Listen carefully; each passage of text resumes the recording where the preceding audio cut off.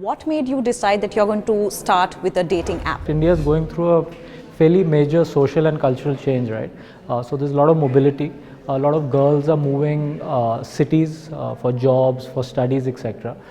And these are the people who really need, to make new friends, meet new people, obviously, find matches for themselves. Also, I think the mobile use case makes it very intuitive to search for and find matches. You're sitting in a metro, you sitting in office, you're in your classroom, you're at work, and it makes it so much easier for you to swipe left and swipe right looking for matches. So I think all of this combined gave us the confidence that hey, this is the right time to do this in India. We already have these traditional players like Bharat Matrimony and these matrimonial sites. Sure. What do you think makes TrulyMadly different from these sites? Because eventually you're out there finding for a right match for yourself.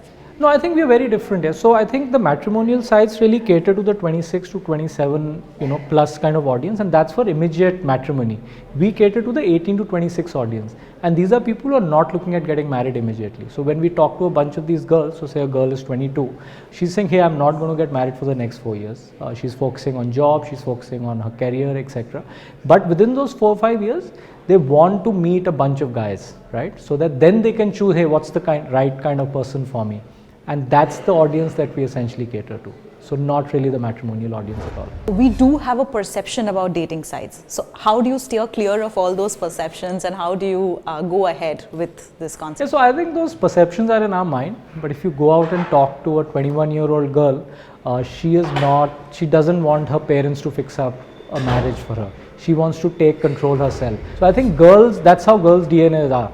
And I think that's what we're trying to replicate on the app. We're saying, hey, boy, browse, look for a bunch of guys, and then see who's the right one for you. So, Valentine's Day is around the corner, and you just monetized it with Starbucks. Yeah. You collaborated with it. And so how are you looking at monetizing this whole concept in the future? Do you look at making it a permanent setup or something on those lines? Yeah, so I think the Starbucks for now is a one-off promotion because Starbucks is a great place to go on that first date, or any cafes for that matter.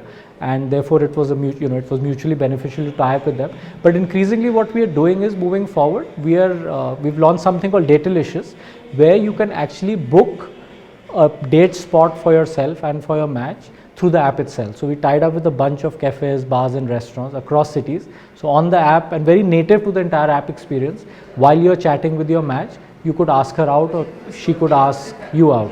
And so yeah, it becomes a permanent feature moving forward.